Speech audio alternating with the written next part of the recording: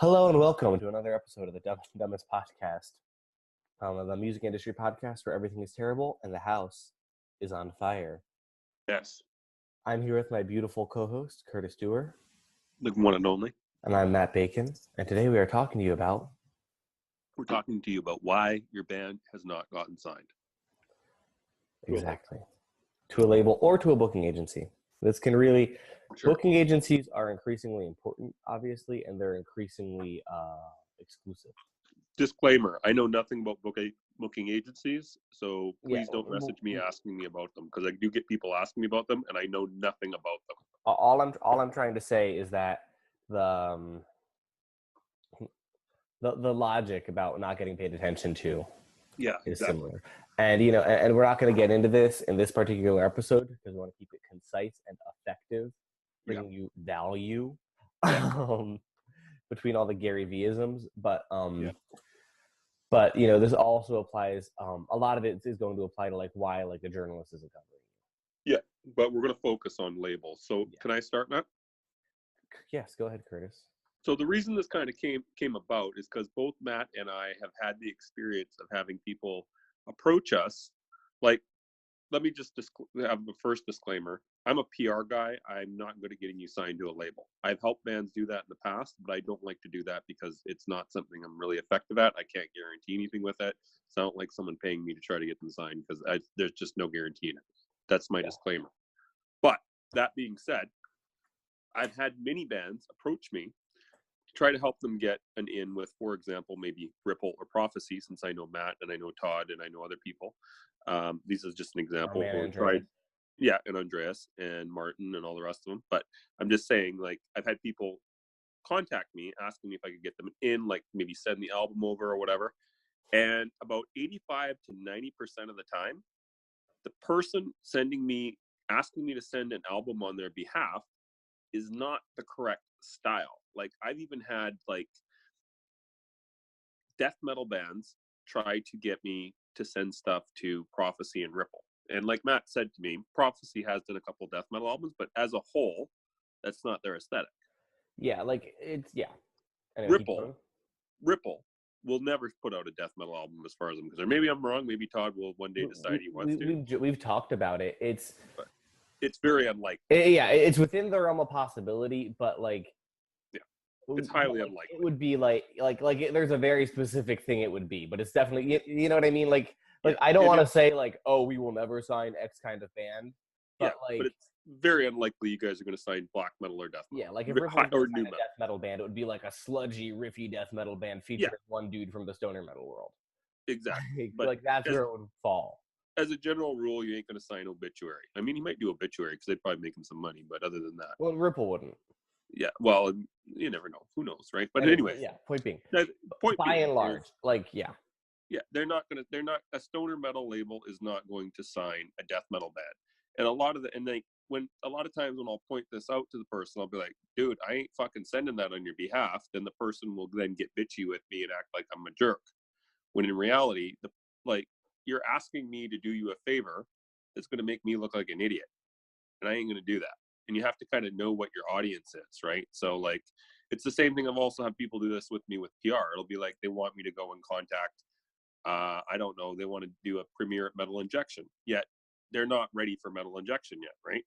So, you know, you just kind of have to kind of know your audience, and you have to kind of know who you're pitching to, especially in regards to a label, because there's no point if you're a death metal band sending your album to stoner rock labels. There just is no point.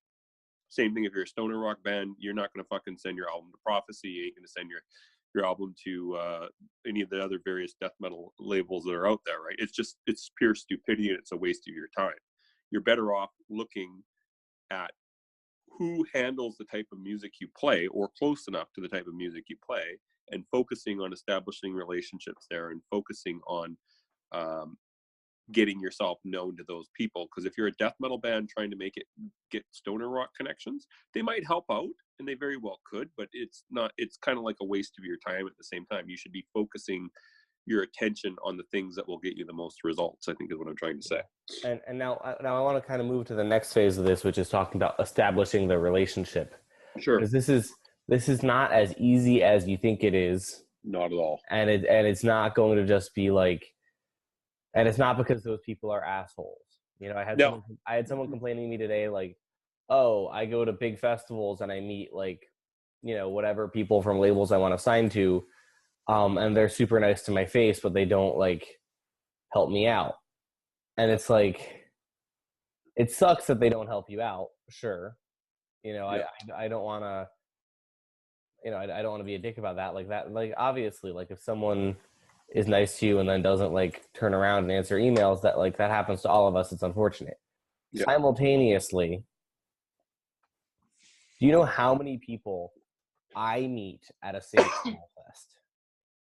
Not how many of my industry friends I see or how many people I talk to, but how many people I meet who want me to do them a favor. You know what I mean? Like, and Matt's not even that big of a fish in the pond. I mean, exactly. He's not no Brian Slagle or anything like that. Exactly. Like, you know, and like Brian Slagle's a super nice guy. I've met him a couple of times, you know, but like simultaneously, I don't think Brian Slagle is ever going to like I have the self-awareness to realize like Brian Slagle is not going to be the guy who's going to like hook it up. You know what I mean? For even me, if at you least. Met him at a fest. Yeah. I mean, you know, like, and so this is kind of the thing is like these people are nice and they might answer your emails, but they also, you have to appreciate the sheer volume of bands people work with. Like I work with, off the top of my head, 60 different bands. Yeah. Like, you know, like that's a lot of stuff, you know, and like given how many people are dipshits and like what, like the percentage of people who I meet at festivals who then send me an email who I try to respond to and try to be cool with, who end up just wanting money or not delivering any value is like so cartoonishly low. Yeah. You know, it's like, can you imagine someone who's had that going for 20 years? Like I'm still young and fun. Yeah. You know what I mean? Like I haven't had time to get jaded, but like, you know, I think if you're going to, now again, festivals are a great way to build that relationship, but you also have to kind of, we've talked about this before too, is that it's not like, oh, I met Matt at like here, okay, perfect example. I met Martin at a pre-Hellfest industry party, Head of Prophecy, okay? We got wasted, it was great. Whatever. But like, I didn't really hear from him for 2 years, and we bumped into each other at a bar. And then we hung out again, and it was, you know what I mean? It was cool. Yep. And then it kind of evolved piece by piece from there, but it was never like, you know what I'm trying to say? It was never. It wasn't fast. Yeah, it wasn't fast. It took a while. Yeah, exactly. It was, yeah. I met him multiple times. We hung out multiple times. I put a deal in front of him. I did a licensing thing with him that he was really stoked on. And then I brought another deal in front of him that didn't end up working out, but like let him see that like, oh, I was like a kid who like had an idea of what he was doing. Yeah. You know what I mean? Like, like stuff like that, you know. It wasn't given to me. You know, I did some very clear, explicit steps to kind of be like, okay, here's how we're going to get there. And it wasn't really like, and I didn't like go into it. The day I met him, you know, we knew that we liked each other. You know, like we knew like, okay, this dude is like on the same page and whatever. But like, you know, I wasn't like I didn't ask him for a job. The first time I asked him for anything financially, I was offering him something significant in terms of music licensing. You know what I mean? And this is the same when you're, and like what I wish I could have done, he's not really a Facebook guy, but what I wish I could have done would have been like palled around with him on Facebook. Yeah. You know, like you're going to get so much further. Like if you meet someone at a festival, what you do, this is how, basically in some ways how I got the ISA gig, is you add that person on Facebook because you are now friends, and that the psychology of that word is very powerful, right? And then you just pal around with them on Facebook. You don't like, and you can see all the dudes acting cringy on my page and other industry people's pages, trying to like suck up and get somewhere. Yeah. But like, that's not what you want to do. Yeah. You want to just be a nice guy, like be their friend. Yeah. And then you'll start to get somewhere. Like, you know, like otherwise, why should I open my door to you if all you do is comment like vaguely shitty stuff about how you think I'm wrong, even though your band hasn't gotten anywhere? Yeah, that's the worst thing to do. You know, like there are literally people. Like I'm very open to people disagreeing, right? Like I don't care, you know, obviously, but or I mean I care, but like I'm very receptive to you disagreeing. I'm not gonna like shut you out. I'm not fucking Nature from Tanker Cavalry. Hey yo, you know, but like simultaneously, don't like take a shit on my opinion, which is fine, and then when your band hasn't gotten anywhere, and then ask me for something, which is something that happens. Yep. It happened to me literally 2 times today. Yep. And I'm like, but I'm wrong. How? Like, why would you? You know what I mean? Like, it's very, very simple.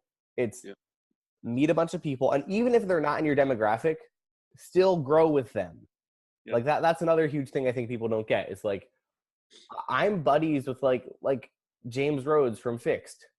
Yep. You know, like he's just a guy I like because I happen to enjoy Sunset Neon, but like I don't have any music at all relevant to him. I don't have anything I'm doing with him. I just like him. And I'm sure at some point 5 years from now, we're going to have something together. Yep. You know what I mean? But like I'm not trying, like that's the thing is you just want to cultivate relationships and then also be smart about it. So I'm never, ever, ever going to pitch James Rhodes from Fixed, an electro synthwave label, essentially, a metal band. Like I'm not going to be like, oh, he's a label owner, so he'll help me out. That's the thing that a lot of people don't get, and that's the problem. That's where That's where I was going with it. Is that so many people will be like, oh, James owns a label and he's nice to me, so he'll fucking put out my death metal band. And it's like, no, dick. No. Like, does anything he has sound anything like death metal? Yeah. You know, has he complimented your band? Has he said anything? You know, and one like I know he likes metal, but like, yeah. Well, obviously, Circle of Dust is borderline metal, so I can understand. Yeah, but like, so like if you're doing like an industrial Circle of Dust type thing, sure. But like, I'm saying like if you're doing Morbid Angel, Caveman, whatever. Yeah.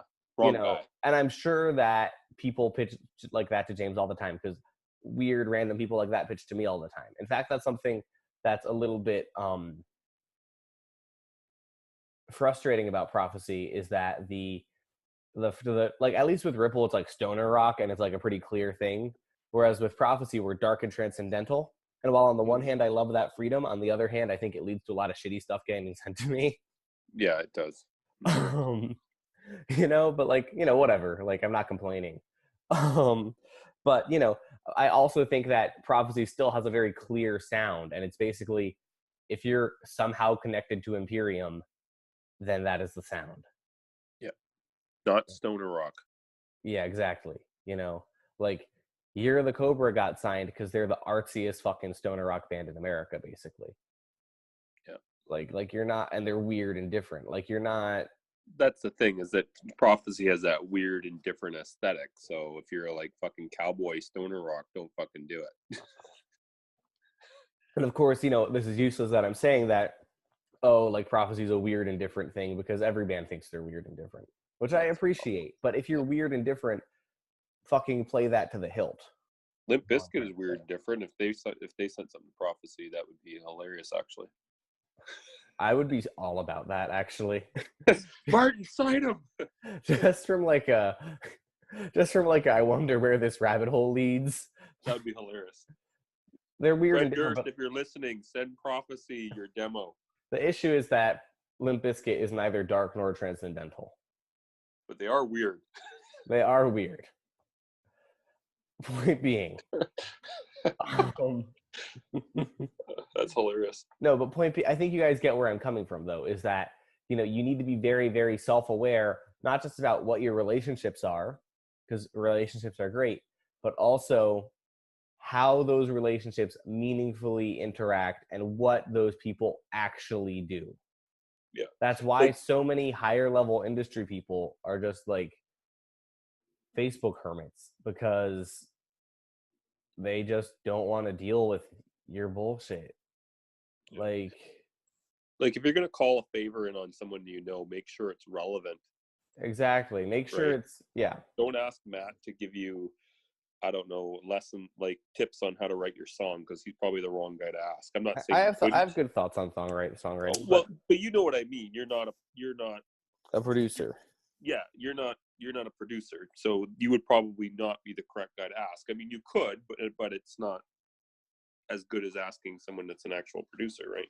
Yeah, and like also realize, that just because this is a definitely don't ask me. This is a huge thing about not getting signed.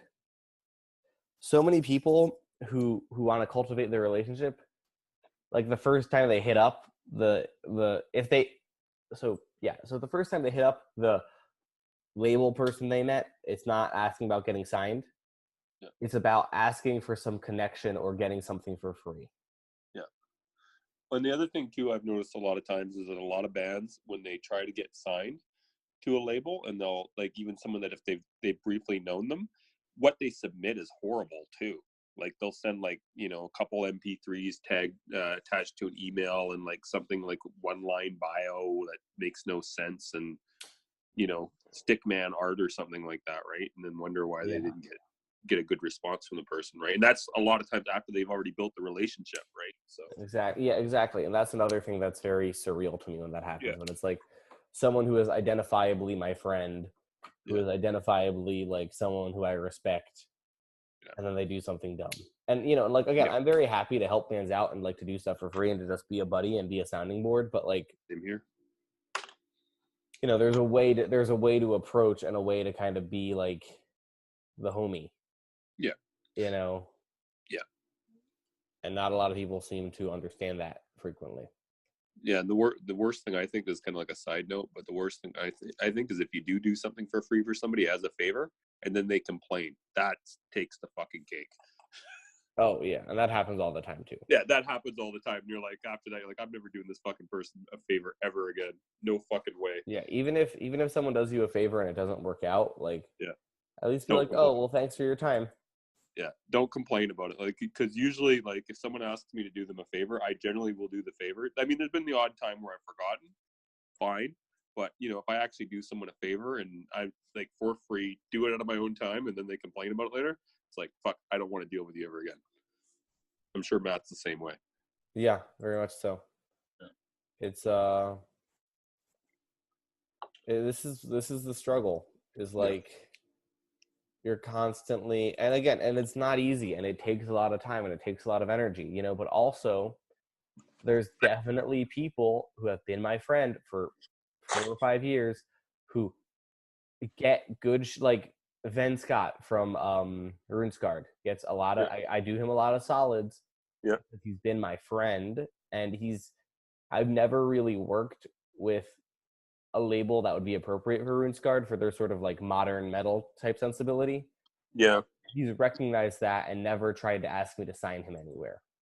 That's really cool, actually. But Ben's also Ben. He's not he's an intelligent person that knows the shit. Yeah, but I'm just using that as an example of someone who like you can have a great relationship with an industry person and you can get a lot of cool stuff out of it, but you also appreciate when that person should be paid, and you appreciate what you can do for that person because he's done me favors before.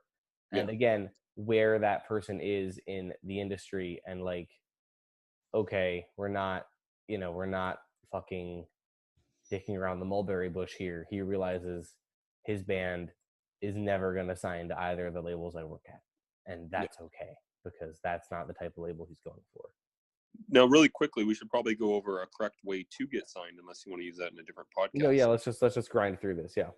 So, like, in my opinion, like, one thing that after you've established a relationship, and let's say you've gotten up to a point where you do feel that you should be able to submit your band, make sure that you have a professional looking kit that you send over, not like unmixed, unmastered, garbage sounding MP3s.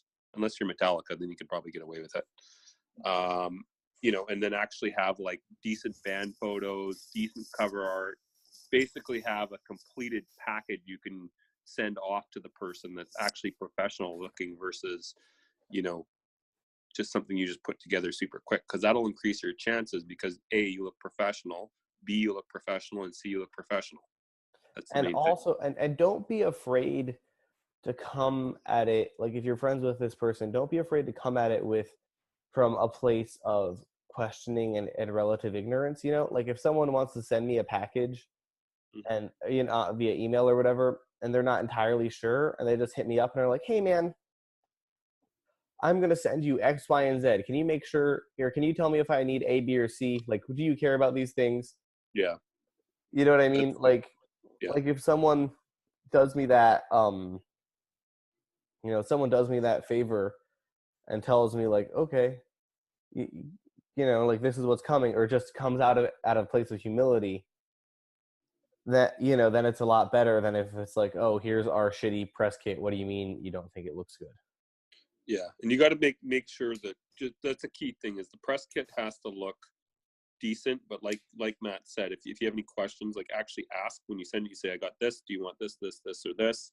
Because sometimes, like a lot of times, one thing I've noticed is that a lot of times bands will send MP3s in a really stupid format. They'll send like WAV files attached to an email, which no one will listen to, or they'll send a streaming only link or a Dropbox only link. You know, you got to like actually, if the label actually has some submission requirements, check those out before you send to your buddy. Like actually find out first and then send. Yeah. And like also just as like a tip of like hacking the human mind, don't be afraid to do that via like Facebook Messenger, because that's a much more informal situation. And like, but ask first on that, because some no, people can be weird about that. Yeah. But like if you're talking to someone on Facebook Messenger, or in general, just ask them on a more informal platform, because like you also want it to be set up so that your you know, that your friend, if they're not the head of the label, can forward it to the rest of the team or to the boss or something. You know what I mean? Like you want to make it like if someone sends me a really nice looking press kit that I can just forward over to Martin or something, be like, yo, this looks tight. Yeah.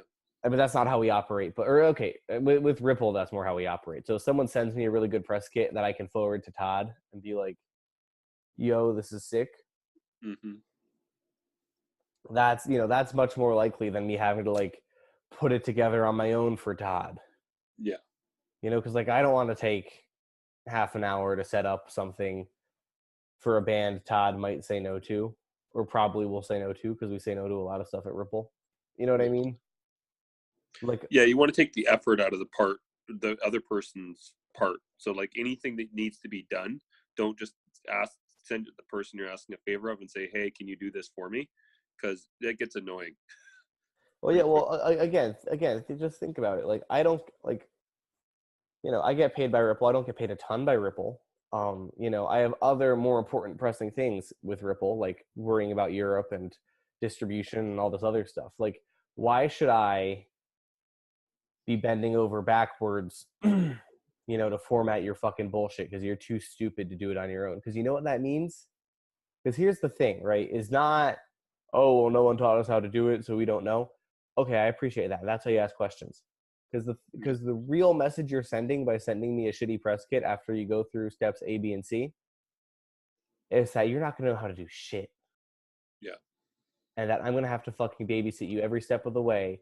And even though there's 30 websites I could link you to right now that have very good examples of how to submit to record labels, you couldn't be bothered to Google it, and you had to ask me. So I'm going to go and sign you, and then every single day for the next fucking 2 years is going to be another fucking explaining a basic thing because you don't know how to Google it. Yeah, it's pretty frustrating too, because sometimes I've even had bands where I've had the label say, yeah, send it over. Like I've done them the favor, gotten them the end, and then the band will be like, can you upload it to SoundCloud for us or something? I'll be like, the fuck? SoundCloud is free, dumbass. Yeah, just do it. You're like, why am I having to take all the effort on this? Oh, and by the way, can you also do this? And it's like, fuck you. You know what I mean? So I got you at the end. Like, I'm trying to do you a favor. Like, why are you making this difficult for me? Yeah, and so that's part A of why people don't want a lot of people, like legitimate people won't be like, oh, I'll get you signed. Yeah. And part B of it is just like the guarantee is so low even for great bands, and like tied into that is just the simple fact that that like if you take on even one client who might not be totally fit for that, you're pretty much like everyone's gonna think you're a joke. Now I have a question for you, Matt, since you are technically a label executive. One thing I've noticed in the past, doesn't happen to me as much anymore since since I told people for the last 2 years I won't do it, but many people will contact a PR company to label hunt for them. Is there an advantage to this or not? Because a lot of bands seem to think there is, and I don't think there was a single fucking advantage of having me pitch a band to a label on their behalf. Outside of very specific circumstances, there's no advantage.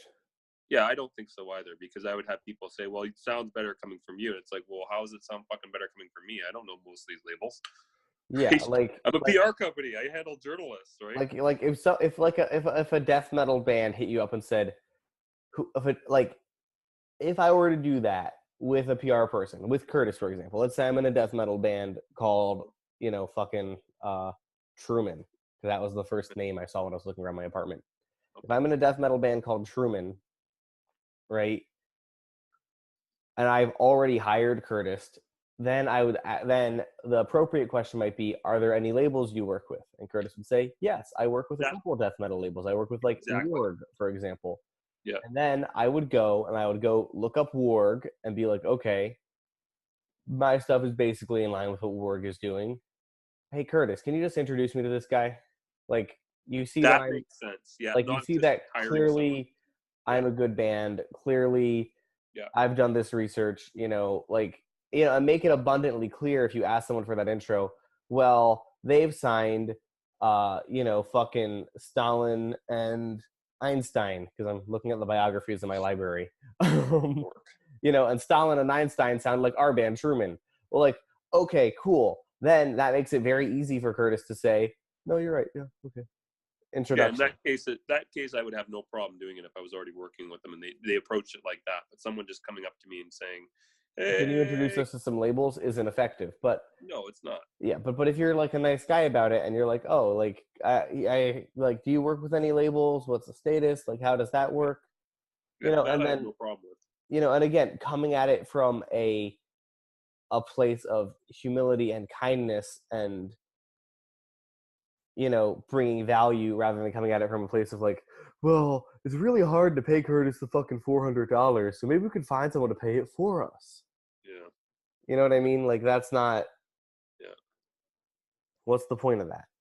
By the way, that was also how we ended up getting Mr. Plow signed with Ripple, was basically just doing the exact way that you just mentioned. Essentially, yeah.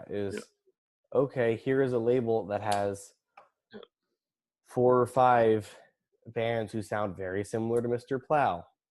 Can you intro us to someone, Curtis? Okay.